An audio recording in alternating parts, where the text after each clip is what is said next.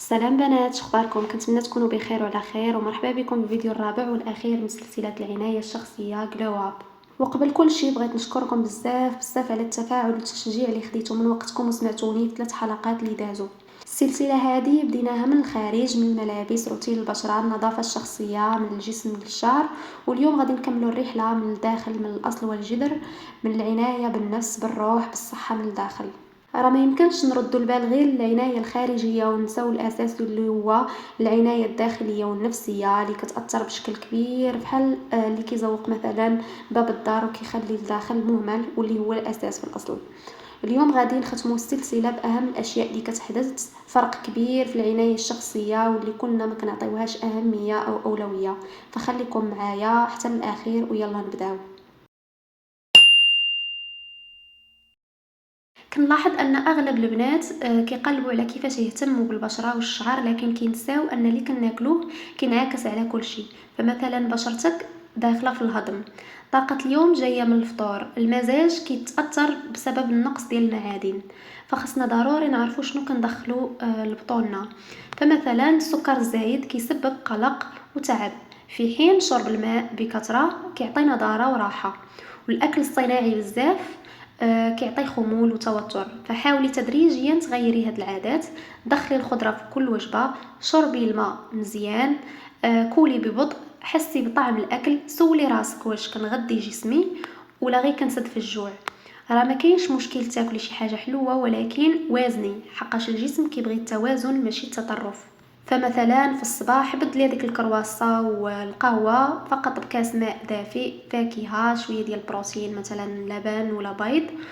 باش تحصلي على بشرة نضرة وزوينة، أكتر حاجة خصك تركزي عليها هي أنك تاكلي بزاف الخضر والبروتينات والدهون الصحية، وتشربي الماء بكثرة، يعني 2 إطرو فما فوق. بالنسبة للدهون الصحية خصك تاكلي مثلا الأفوكادو، زيت الزيتون، البذور، كافة البذور، مثلا بذور السمسم، بذور الكتان، بذور عباد الشمس، وايضا السمك اللي غني حتى هو بالاوميغا 3. فضروري انك تاكلي هاد الاشياء وتلتزمي بهم، يعني تدخليهم في ماكلتك بشكل يومي. انك تبعدي على السكر، تنقصي من الملح، تبعدي على الزيوت المهدرجه، المقليات الى اخره. كوني اكيد هادشي الا واظبتي عليه تقريبا غير شهر غادي يبدا يبان لك الفرق في بشرتك، في الجسم ديالك، في كل شيء. يعني كيبدا الجسم ديالك كيتصفى، ما كيبقاش هذاك اللون الشاحب، ما كيبقاش هذاك الاستمرار اللي ما كتفهميش منين جا.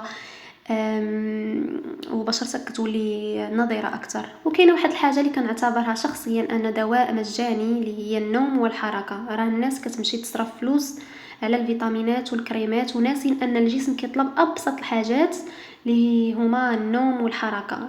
الا نعستي اقل من 6 ساعات راه دماغك كيبقى مشتت والجسم ديالك كيتعب بلا سبب. النوم الكافي كيعطيك واحد المزاج حسن، العنايه الذاتيه تلقائيه.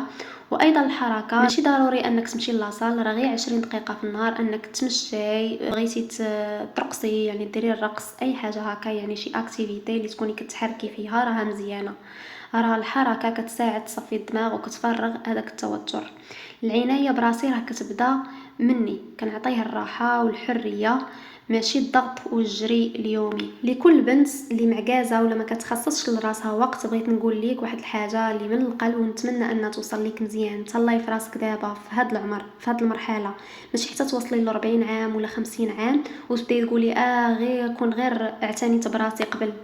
راه كاينين بزاف ديال النساء، بزاف كنعرفهم قالوها بالحرف، قالوا كنتمنى لو كنت نتهلا في راسي في عمر 20 عام، 25 عام، 30 عام، ما غاداش نكون دابا هكا باغي نصلح داكشي اللي خسرته.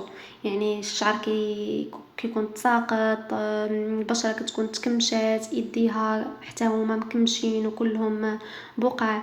راه الجمال عارفينه ماشي مسألة سن، ولكن الإهمال كيخلي حتى الشابة تحس براسها دايخة، وجهها شاحب، طاقتها ناقصة، وثقتها براسها منعدمة. فتهلا يعافاك في بشرتك، نقيها، رطبيها، حميها من الشمس، ماشي غير حيت خاصك تكوني زوينه لشي حد، لكن لراسك، لنفسيتك، ليك انتي من بعد 15 سنه فما اكثر. وشعرك حتى هو تهلاي فيه، ماشي تخليه حتى يطيح ولا يضعف عاد تفكري انك تصلحيه. ديري ليه ماسكات، قصيه كل مره، بدلي شامبو اللي حسيتي ما بقاش كيناسبك.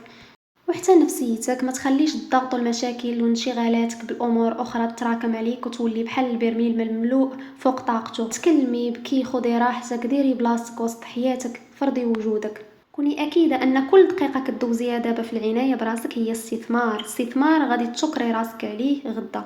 عارفه كلنا غادي نكبروا، كلنا غادي نشرفوا، هذه سنه الحياه، لكن حنا اللي كنتحكموا في اثار الكبر. يعني امتى يوصلنا من تساقط الشعر، التجاعيد، الجفاف، العجز، الامراض الى اخره. امتى تبدا؟ واش قبل وقتها ولا تعطل شويه؟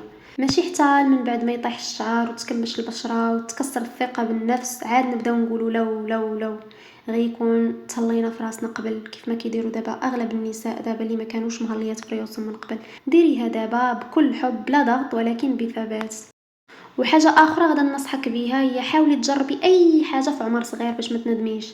قطعي شعرك، جربي قصات قصار، كان قصير جربي طولي، بغيتي تصبغي صبغي، جربي ستايل جديد، جربي يكون كيرلي ليس ويفي، يعني جربي كاع ستايلات.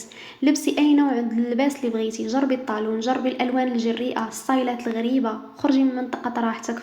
عمر العشرينات والثلاثينات هو العمر اللي خاصك تعيشي وتجربي فيه أي حاجة ممكنة، ولو غير في الدار، ماشي باش توري للناس وانما باش تكوني عشتي وجربتي لو ماكسيموم.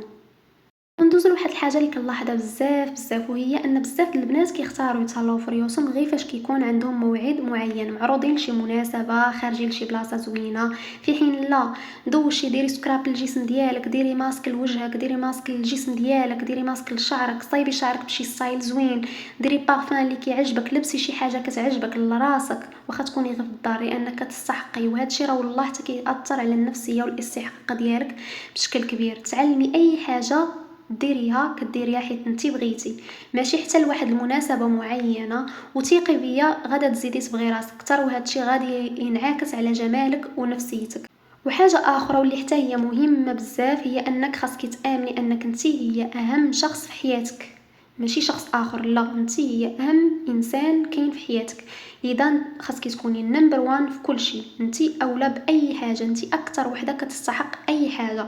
فاش غادا تولي بهذا التفكير غادا تولي ما تهمليش راسك، ديما غادا تكوني عاطيه اهميه لنظافتك، لباسك، لماكلتك.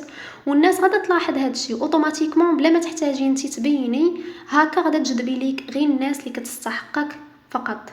وضروري غادا تكوني تلاقيتي بشي بنت ولا مراه واذا ركزتي في ملامحها كتلقايها متوسطه الجمال ولا اقل، وكتبان واعره، كتشقشق بالنظافه، مشيتها كلها ثقه، لباسها انيق، وكل حاجه في بلاصتها.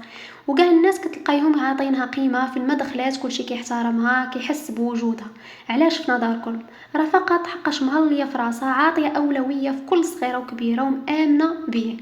فاش كنهضر على تهلاي في راسك راه ما كنهضرش على اللباس والبشره فقط، راه خاصك تهلاي في كل شيء. كنتكلم على العنايه الذاتيه ككل، البشره، الصحه، العقل، الثقافه، طريقه الكلام، وهدوء الاعصاب، كل شيء. البنات، من هادشي كامل راني بغيت نوصل لكم ان العنايه ماشي ترف، راها احترام. راه مني كنتهلا في راسي كنعلم راسي انني كنستاهل. مني كنوقف وسط العالم كنقول انا اولويتي راه ماشي انانيه بل حب، وهذا الحب هو اللي كيعطيك هذيك الطاقه باش تكملي، باش تفرحي، باش تنجحي، باش تعطي للناس من قلبك الى اخره.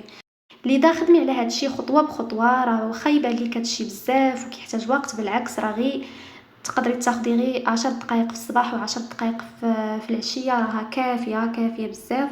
وتقدري شويه بشويه تقدري تزيدي في المده شويه بشويه. يعني في الاول غادا تبداي بالعنايه بالبشره، العنايه بالجسم، ديري سكين كير روتين ديالك، هكا شويه بشويه كتقدري تدخلي وقت ديال التامل مثلا باش تريحي النفسيه ديالك، فين تفكري فاش تفكري في الامور الايجابيه. شويه بشويه تاني كتدخلي واحد الوقت اللي غادا تقدري تخرجي تمشي فيه ولا ديري سبور. ما قدرتيش ديري سبور غير تمشي ربع ساعه نص ساعه صافي. شويه بشويه كيعجبك هاد العالم اللي خلقتي كتلقاي راسك منغمسه وسطو. وهكذا غادي نكون وصلنا لنهاية هاد السلسلة جلو اب.